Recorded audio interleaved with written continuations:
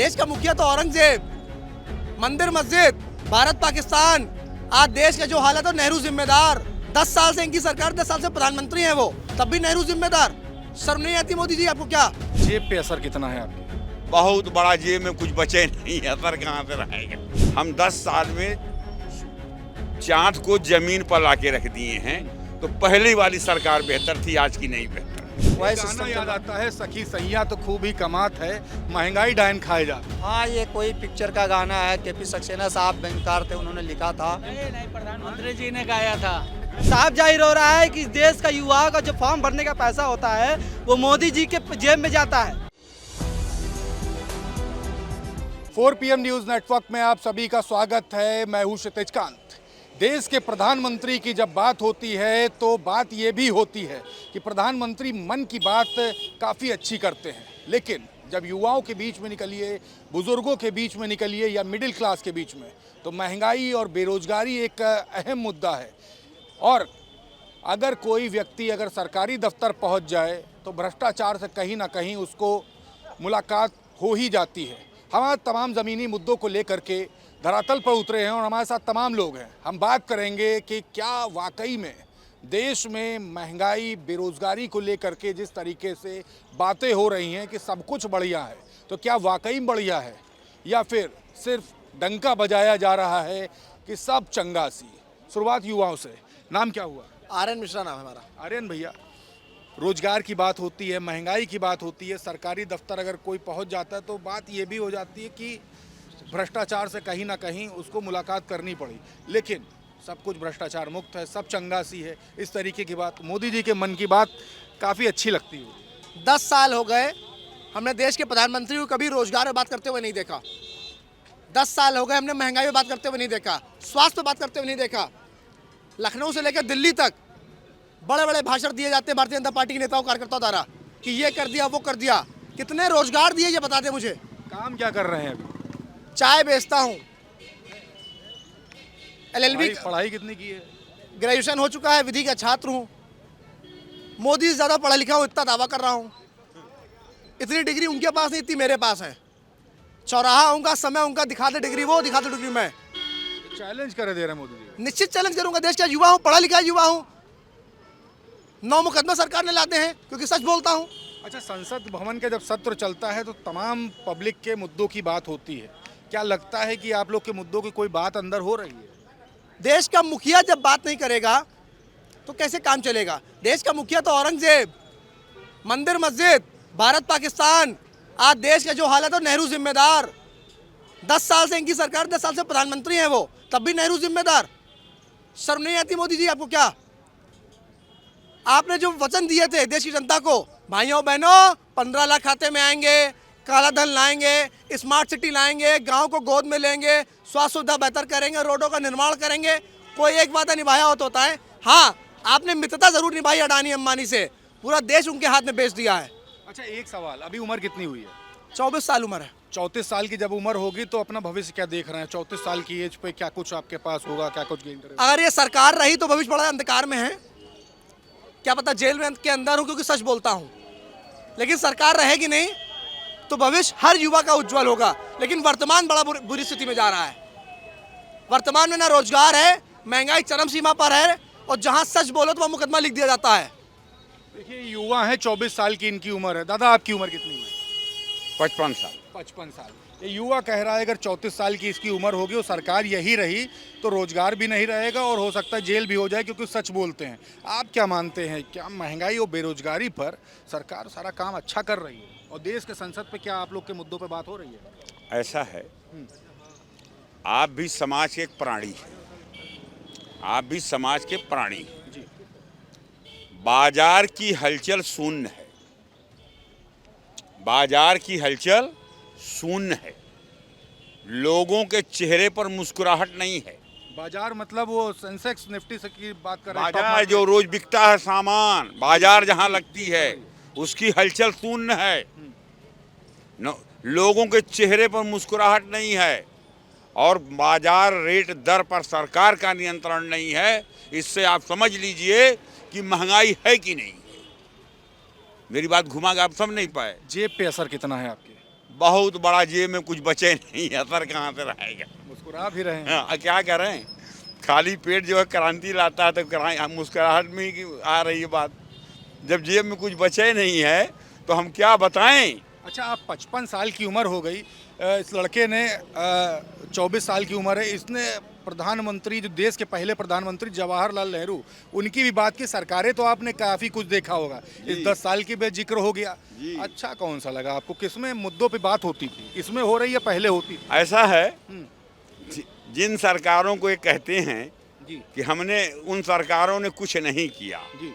हम 10 साल में चाँद को जमीन पर ला के रख दिए हैं। तो पहली वाली सरकार बेहतर थी, आज की नहीं बेहतर है। देखिए, ये 55 साल की उम्र है। दादा नाम क्या हुआ? जावेद जाफरी नाम है। देखिए, जावेद जाफरी जी हैं और काफ़ी मुद्दे की बात कह दी। आपका नाम क्या हुआ? मेरा नाम शुभम खरवार है, मैं लखनऊ विश्वविद्यालय का छात्र हूँ। छात्र हैं। किस सब्जेक्ट से पढ़ाई कर रहे हैं? मेरा पोस्ट ग्रेजुएशन चल रहा है समाज शास्त्र, समाज से जुड़े हुए लोगों से। तो आगे क्या लग रहा है, भविष्य किधर जा रहा है? देखिए, युवाओं से पूछेंगे तो जिस प्रकार से 2014 से 24 हो गया, 25 भी आ गया, लेकिन युवाओं को जो नौकरी का सिलसिला है, ऐसा पिलर बना हुआ है कि जो लगातार पेपर लीक हो रहे हैं। आप देखिए, जो पेपर से पूरी तरीके से पारदर्शिता रूप में अगर हो भी जा रहे हैं तो उसमें ऐसा प्रावधान लागू कर दिया जा रहा है जिसमें आप देखिए जनरल कोटा कहाँ से ओबीसी में घुस जा रहा है। पूरा तरीके से आप देखिए, लिस्ट जो जारी हुई यूपी पुलिस की, उसमें ओबीसी कैटेगरी का जो लिस्ट आई, उसमें कहाँ से भैया, आप नाम देखिए ना, उसमें सब ट्विटर हैंडल पे ट्वीट किया जा रहा है, सब चीज़ हो रहा है, लेकिन शिक्षा मंत्री जी हैं उस पर अभी तक कोई बयान नहीं दिए हैं। साफ जाहिर हो रहा है कि प्रधानमंत्री और शिक्षा मंत्री के जेब में पैसा गया है। साफ जाहिर हो रहा है कि देश का युवाओं का जो फॉर्म भरने का पैसा होता है वो मोदी जी के जेब में जाता है। हम इतनी दूर से पढ़ाई करके पैसा, फॉर्म भर के पैसा देते हैं और पेपर लीक करा जाते हैं। आपको शर्म नहीं आती है? आप अपने बच्चों को विदेश में भेजते हैं, आप अपने बच्चों को बीसीसीआई का अध्यक्ष बनाते हैं, आप अपने बच्चों को विदेश से इसको स्टॉक मार्केटिंग करवाते हैं और यहाँ के युवाओं को मंदिर और मस्जिद में फंसाते हैं। सबसे बड़ी त्रासदी आज देश की यही है। आज युवा भ्रमित है, आज युवा इसमें भ्रमित है कि हमारी नौकरी कहाँ है। सबसे ज़्यादा आज जो पेपर लीक हुआ है, जो मौजूदा सरकार में लीक हुआ है।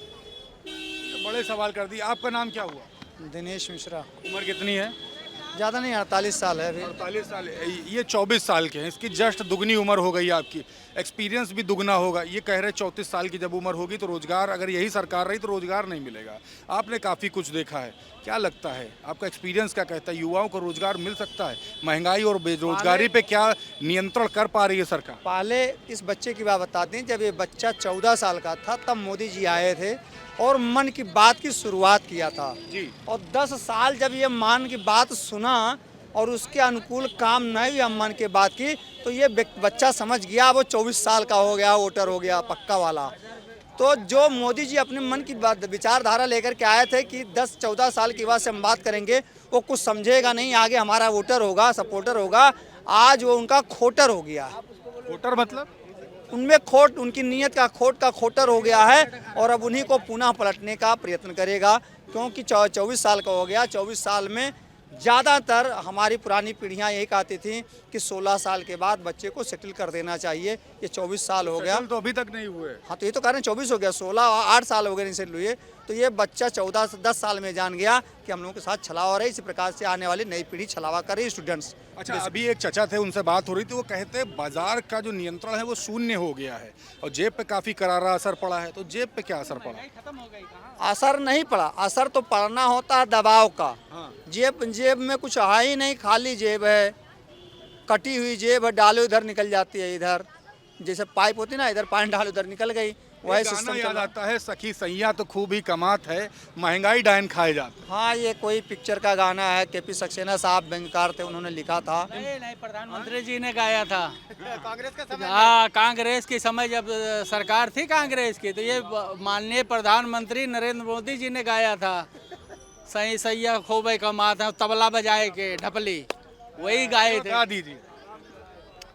अरे हम क्या गाएं, महंगाई खत्म हो गई देश से, अब क्या गाएं बताओ? अब महंगाई कहाँ है?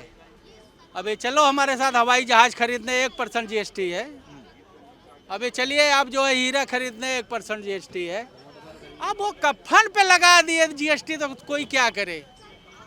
भाई हवाई जहाज हीरे पे लगाए नहीं प्रधानमंत्री। अच्छा, मन की बात कभी सुने?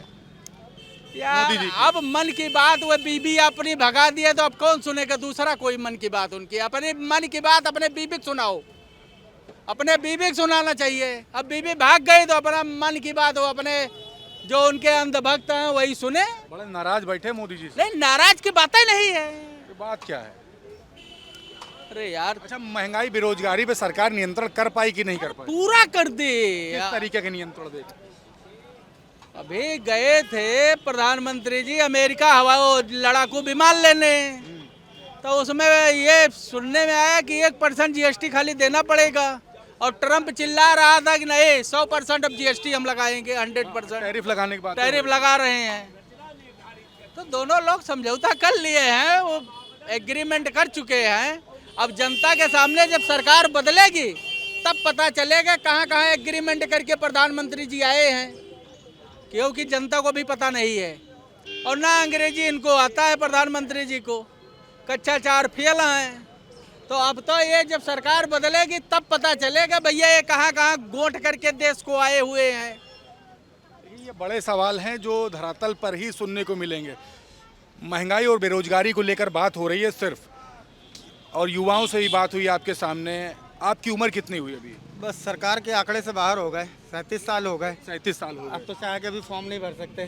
तो पिछले 10 साल से सरकार है, 27 साल की उम्र रही होगी, उस समय बड़ी खुशी हुई होगी जो सरकार आई होगी। क्या आपके जो मनोदशा थी 27 साल की उम्र पर नौकरी को लेकर, रोजगार को लेकर, क्या उस पर खरी उतर पाई, और अभी क्या स्थिति? पहले तो आपको बहुत बहुत धन्यवाद देता हूं कि आपने इतने समय बाद जनता के मुद्दों की बात करी, ना कि मंदिर मस्जिद की और ना ही कोई फालतू की, कि लगा कि हाँ आप शायद बीजेपी के पत्रकार नहीं हैं, क्योंकि जनता के मुद्दे मेन होते हैं। जो सबसे बड़ा मुद्दा है आज का बस यही है कि लोगों को रोजगार, शिक्षा और स्वास्थ्य चाहिए।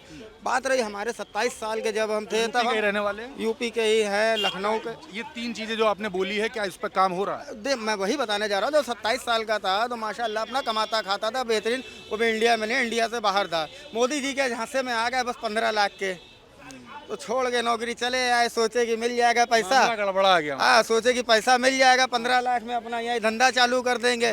आए ठप से बोर्ड भी मार दिए कि चलो इतने साल कांग्रेस को देख लिए, 5 साल का मौका दे के देखते हैं। उसके बाद 32 साल की उम्र हो गई। बाद में पता चला कि साला चूरन चाटे चाटे खत्म नहीं हो रहा है, ऐसा चूरन चपका दिया है मोदी जी ने। क्या काम कर रहे थे पहले? पहले हम अब्रॉड में थे।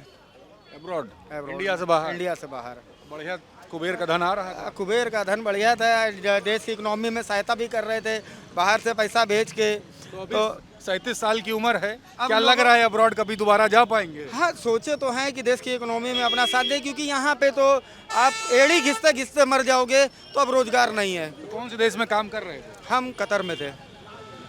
बड़ा दुख होता होगा। बहुत ज़्यादा अफसोस होता है, हद से ज़्यादा अफसोस होता है कि काश उस समय मैं बहरा होता, मन की बात ना सुना होता, तो आज अच्छे से कमा खा रहा होता। और 15 लाख के झांसे में आ गए। पूरा देश आ गया।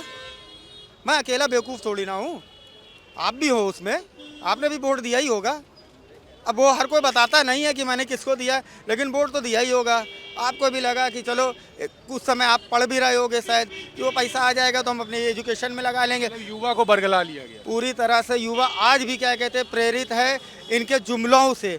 और आप कहते हो रोजगार, रोजगार है कब है? आपको मंदिर का कहीं निर्माण करना हो, लोगों के हाथ में आप भगवा झंडा दीजिए, यहाँ से 1000 लोग की रैली निकलेगी, सबको 300-300 रुपया देते हैं, उस समय रोजगार है।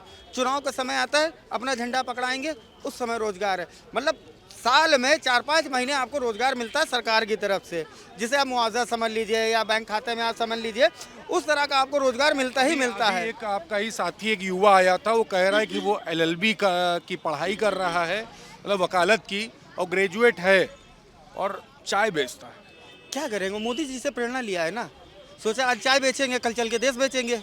मतलब दिल में दर्द है आपके? भाई हम क्या कह रहे हैं, आज चाय बेच रहा है कल चल के देश बेचेगा, प्रेरित है और ऊपर से लॉ कर रहा है। शायद मोदी जी से थोड़ा बहुत पढ़ा लिखा हो जाए, कानून जान गए, क्योंकि मोदी जी तो 8वीं पास थे। वो खुद ही इंटरव्यू में बोले थे मैं हाई स्कूल तक भी पास नहीं हुआ हूँ। एक इंटरव्यू था जिसमें पानी पी के चले गए थे, याद होगा आपको। उसके बाद तो फिर फर्जी डिग्रियाँ बनी, उस समय की डिग्रियाँ दिखाई गई कंप्यूटर से, जिस समय हमारे हिंदुस्तान में कंप्यूटर आया भी नहीं था। तो पूरी पोले ही खोल रहे हैं। आपका नाम क्या हुआ भाई? मेरा नाम अतुल निषाद है। अतुल भैया, महंगाई और बेरोजगारी पे ही से बात करने निकले हैं। क्या वाकई में सरकार इस पर काम कर पा रही, नियंत्रण है या नहीं है? नहीं, देखिए, जब हम लोग डिप्लोमा कर रहे थे कितनी 2014 उम्र हो गई? मेरा उम्र 26 साल। तो ये लोग कह रहे थे, मोदी जी भी कह रहे थे युवाओं से 2 करोड़ हर साल रोजगार देंगे इन युवाओं को। बाकी 2 करोड़ जो रोजगार देने की हर साल की बात हुई, बाकी कई करोड़ इन्होंने रोजगार छीन लिया। प्राइवेट इंडस्ट्रियल भी अधिकतर बंद ही हो गए कोरोना टाइम उसके और नोटबंदी में। और रहा बात, इनके एगो सांसद थे, बड़ा गाना एक बड़ा फेमस था, हई देखो बकरी कह के बीए कह के बकरी चरावत था, तो उसने सांसद बनवा दिया उनको, जो मनोज तिवारी दिल्ली से रहे सांसद रहे। तो ऐसा नहीं है कि हक इच्छा माना छोड़ दिया जाए। और आज शिक्षा व्यवस्था इस उत्तर प्रदेश का एकदम जीरो है। अब पूरे भारत के जब एनसीईआरटी का पैटर्न, यूपी बोर्ड का पैटर्न और सीबीएसई बोर्ड का पैटर्न, सबका चाहे A to Z बोर्ड का पैटर्न हो, किसी भी राज्य का, स्टेट का, सबका सिलेबस एक समान होना चाहिए। हाई स्कूल इंटर का जब नीट का पेपर देने जाते हैं तो अलग क्यों?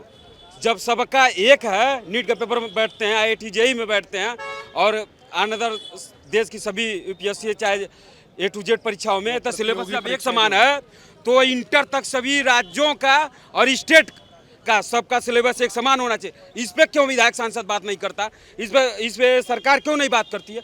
ये चाहती है कि गरीब का लड़का क से कबूतर पढ़े और इनके लड़के क से कंप्यूटर पढ़े कॉन्वेंट में। तो ऐसा नहीं है कि हिसाब नहीं मांगा जाएगा, बोला जाएगा रोडों पर और सदन तक बोला जाए।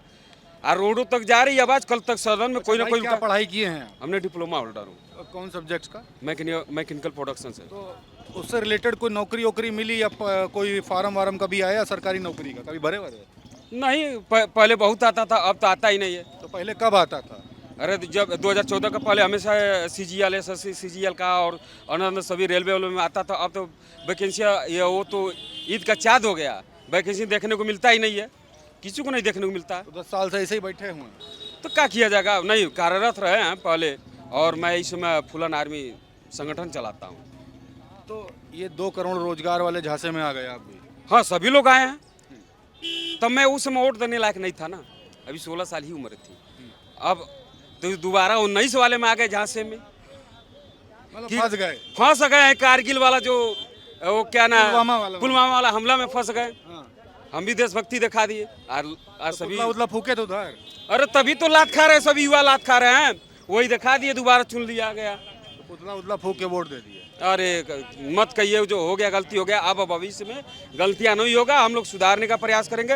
रहा बात ये कहने के लिए, बस ये मंत्र खाली सदन में आवाज उठती है कि शिक्षा पे बजट इतना हमने दिया, स्कॉलरशिप क्यों नहीं अभी तक आया? ये मार्च का महीना समाप्त होने वाला है, कितना दिन बचा हुआ है? उत्तर प्रदेश का स्कॉलरशिप क्यों नहीं मिला? बच्चों को नहीं मिला। और दूसरी बात, जाएंगे चाहे प्राथमिक स्वास्थ्य केंद्र हो, चाहे ब्लॉक हो, चाहे जिला अस्पताल हो, 1 रुपये का पर्ची मात्र कटता है। जांच कराना बाहर कराइए, जांच कराइए तो बाहर कराइए, दवा लीजिए बाहर लीजिए। हम नहीं कहते दुर्भाग्य से किसी परिवार में किसी का एक्सीडेंट हो, आज भी एक्सीडेंट होता है तो उनको एम्बुलेंस नहीं दी जाती है। प्राइवेट एम्बुलेंस क्यों लिया जाता है? जब चिरफार घर में जाते हैं तो आपको 100 लेने से पहले पुलिस थाने से आपको एक पुलिस वाला को भेजा जाता है, वहाँ पर लिखा पढ़ी होता है, उस लिखा पढ़ी में 3 से 4 हज़ार का फिरौती किया जाता है, और एम्बुलेंस अलग से 3 से 4 हज़ार का फिरौती करता है। एक जिले की बात नहीं, पूरे उत्तर प्रदेश 75 जिले की बात है, सभी जगह 6 से 7 हज़ार का फिरौती किया जाता है स्वास्थ्य विभाग में। मैं नहीं चाहता किसी परिवार में किसी के घर में हो जाए एक्सीडेंट, होता है दिन होता है, मगर उस गरीब मजदूर से क्यों लिया जाता है? चाहे जो भी हो, क्यों लिया जाता? इस पर कोई मंत्री विधायक सांसद आवाज़ उठाने वाला नहीं है, अनाधिकारी कार्रवाई करने वाला। यहाँ के लाभी जो अधिकारी हैं, ये तो खुलेआम चाहे जितना ले लो, बाबा बोलने वाले नहीं हैं। चाहे जो भी करना, बकीर जब चुनाव आएगी तो हमारे पक्ष में खड़ा हो जाना, लाठी भांज लेना, बकीर हमारे साथ तुम खड़े रहो तो हम 5 साल तुम्हारे साथ खड़े रहेंगे। ये इनका गठबंधन है। देखिए, ये बड़ी बातें हो गई महंगाई और बेरोजगारी को लेकर के। क्या सरकार कार्य कर पाई है धरातल पर? हम इस पर चर्चा कर रहे थे। और बड़ी बात ये, यहाँ पर जो मौजूद जो लोग थे, जो युवा थे, उन्होंने यही कहा कि जो वोट दिया था अपने समय पे भारतीय जनता पार्टी को दिया, तो उस समय किसी ने 15 लाख के झांसे में आकर दे दिया, किसी ने 2 करोड़ रोजगार के झांसे में आकर। और किसी ने ये तक कहा मन की बात बड़ी अच्छी लगती थी इसलिए वोट दिया। और आज जब 10 साल जब बीत चुके हैं प्रधानमंत्री मोदी के कार्यकाल के, जब तीसरा टर्न आ चुका है, तो लोग यही कहते हैं कि बहुत बड़ी भूल हुई। लेकिन 2029 में लोकसभा चुनाव है, लेकिन ग्राउंड स्तर पर जो सरकार ने जो तमाम जो नीतियां लाई हुई हैं उसकी ग्राउंड स्तर पर आप देख रहे हैं किस तरीके से इम्प्लीमेंटेशन है। युवा परेशान है, मिडिल क्लास फैमिली के लोग परेशान हैं, बुजुर्ग परेशान है। देखने वाली बात है क्या कुछ होता है।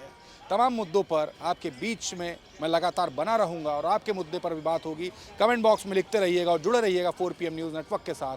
मैं हूं तेजकांत, कैमरा पर्सन शुभम के साथ। धन्यवाद।